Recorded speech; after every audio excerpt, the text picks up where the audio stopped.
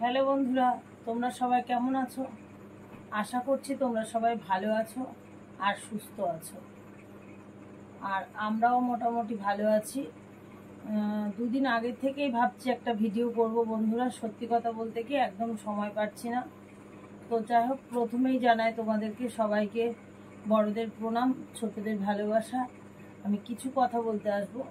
আশা করছি তোমরা জেনেই গেছো, যারা যারা সুতোপার ভিডিও দেখো সেখান থেকে। আমার একটা খুশির খবর আছে, কিন্তু এই খুশির খবরে না আমি একদম খুশি হইনি। মোটামুটি মনের দিক থেকে খুশি আছি, কিন্তু অন্য দিক থেকে ভীষণ অখুশিতে রয়েছি। গত 4 দিন আগের থেকেই নিতুদির ভিডিওগুলো দেখছি আর খুব কষ্ট পাচ্ছি বাড়িতে। নিতুদি আমার খুব কাছের একজন বন্ধু। নিতুদি আমাকে খুব ভালোবাসে আর আমিও নিতুদিকে খুব ভালোবাসি। প্রতিনিয়ত নিতুদির ব্লগ আমি দেখি আর দেখতাম। দাদাভাই অত অসুস্থ হয়েছিল যখন, একদম শুরু থেকে, তখন থেকেই আমি দেখতাম। নিতুদি এমনকি আমার চ্যানেল, আমাকে ওনার ভিডিও থেকেও আমাকে দেখিয়ে সবাইকে চিনিয়েছে। এই যে উপকারগুলো করেছে, তারপরে ভালোবাসাগুলো দিয়েছে, এর জন্য নিতুদির কাছে আমি সত্যিই কৃতজ্ঞ। কিন্তু একদিক থেকে খারাপ লাগে যে নিতুদি এত বড় একটা বিপদের মধ্যে পড়েছে, তারপরেও আমি একদিনও যেতে পারিনি নিতুদির বাড়িতে। আরও অনেকে সবাই গেছে, তাদের নিয়ে নিতুদি ভিডিও দিয়েছে। দাদা ভাইয়ের এত অসুবিধা ছিল, এই যে বারাসাত নারায়ণীতে দাদা ভাইকে ভর্তি করলো, তখনও কিন্তু আমার উচিত ছিল যাওয়ার, কিন্তু ভাবতে পারিনি। সত্যি কথা, কখনো ভাবিনি যে এত তাড়াতাড়ি একটা এইরকম খারাপ খবর শুনতে পাবো। গত 4 দিন আগের ভিডিওতে দেখলাম নিতুদি সময় পায় না, ভিডিও করতে পারে না, তো সে কারণে ছাদের ওপরে দাঁড়িয়ে দাঁড়িয়ে দাদার ট্রিটমেন্টের সমস্ত কিছু বললো। যে বোর্ড বসেছিল, মাসিমার সঙ্গে গেছিল, মাসিমা গিয়ে সমস্তটা আগে আগে মানে প্রেসক্রিপশন সব জমা দিয়েছিল। সব কিছু করার পরেও দাদাভাইকে নিয়ে গেল। দাদাভাইয়ের পরিচিত হচ্ছে, মানে দাদাভাই থেকে ড্রাইভিং লাইসেন্স শিখেছিল যে আর কি ড্রাইভিং করা, তার সঙ্গে নিয়ে গেল। ভিডিওগুলো দেখলাম। সত্যি কথা বলতে কি, এখন তোমরা গিয়ে দেখে আসতে পারো নিতুর কাহিনী চ্যানেলে। আমার বড় বড় করে কমেন্ট করা আছে, মানে দিদিভাইও আমার ভিডিওতে এত বড় বড় কমেন্ট করতো শুরু থেকে শেষ, আর আমিও করতাম। মানে আমাদের সত্যি প্রাণের প্রাণ, ভীষণ ভালো লাগে নিতুদিকে। কিন্তু এই কদিন ধরে ভিডিও দেখছি, কমেন্ট করি না, করার ভাষা থাকে না। মানে ভিডিও দেখতে দেখতেই চোখে জল চলে আসে, তো কমেন্টটা কোথা থেকে করব? 4 দিন আগের ভিডিওতে বলছে যে ছেলেটাকে খেতেও দিতে পারে না, হচ্ছে একবার করে খাই। এমনি তো নিতুদির 2 ছেলেই ভালো, বান্টি তো খুবই ভালো, আর বড় ছেলেও ভালো। আর পজিশনটা তো দেখতে হবে না, তাদের কত কষ্ট, ভাড়া বাড়িতে থাকে। আর এক সময় তারা কি রমরমা চলতো, আর হঠাৎ করে দাদাভাইয়ের অসুস্থতার পরে এরকম হয়ে গেল। সত্যি খুব কঠিনতম বিষয়। কিন্তু নিতুদি যেভাবে দাদাকে মানে ট্রিটমেন্টের জন্য দৌড়াদৌড়ি করেছে, নিতুদি আর চৈতি, এই দুজনকে সত্যিই অনেক ধন্যবাদ দেওয়া উচিত ছিল। কিন্তু দাদাভাই তো শেষ পর্যন্ত রইল না, এর জন্যই কষ্ট হয়।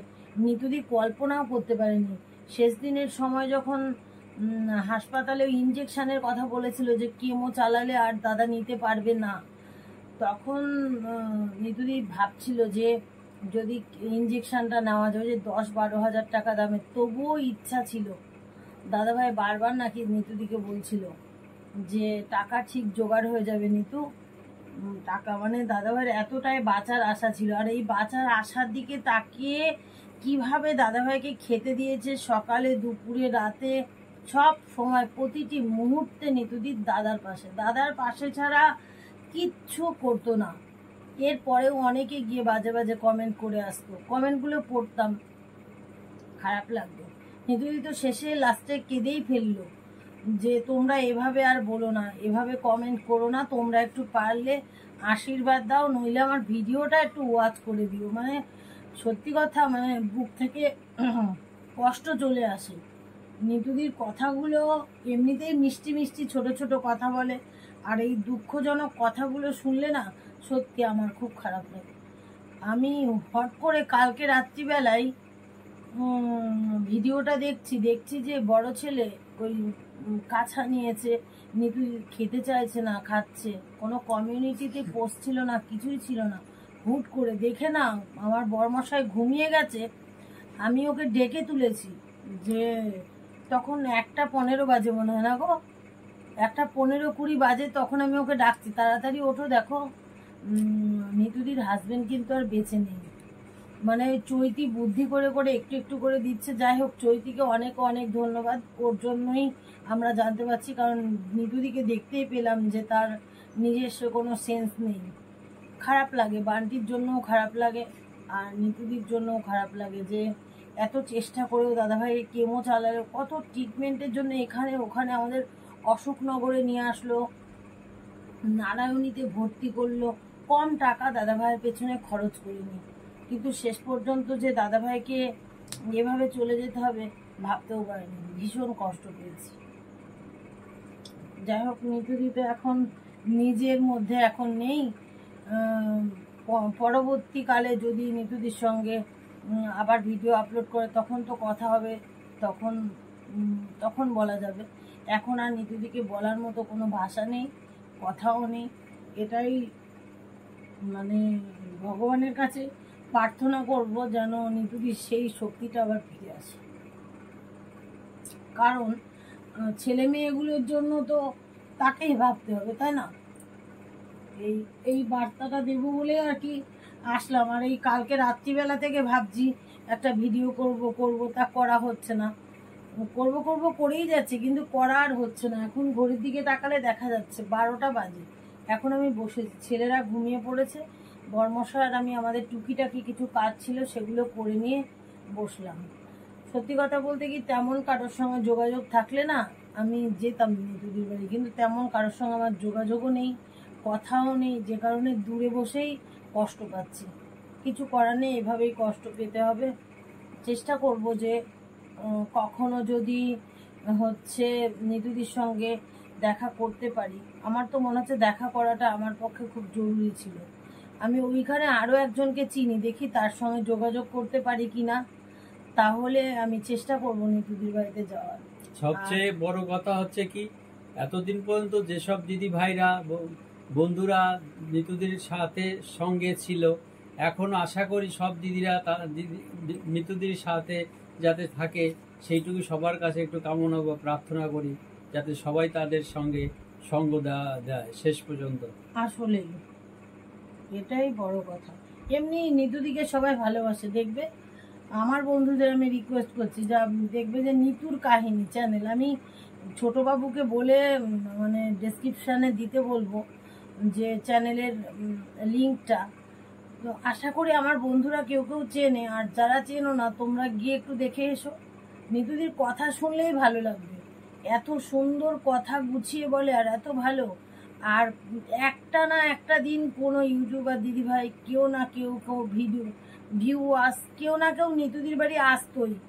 এত অসুস্থতার মধ্যে দাদাভাই থাকতো, তো দাদাভাইকেই দেখতে যেত সবাই, তার মধ্যেও নিতুদি কত মানে ওদেরকে যত্ন আত্মি করতো, এত ভালো লাগতো না, ভীষণ ভালো লাগতো। এইটাই খারাপ লাগে যে শুরু থেকে নিতুদির পাশে ছিলাম, আর এখনো থাকবো, কিন্তু মানে সামনাসামনি ফেস টু ফেস দিয়ে দেখা করতে পারছি না, দূর থেকে এটাই মানে কষ্ট হচ্ছে।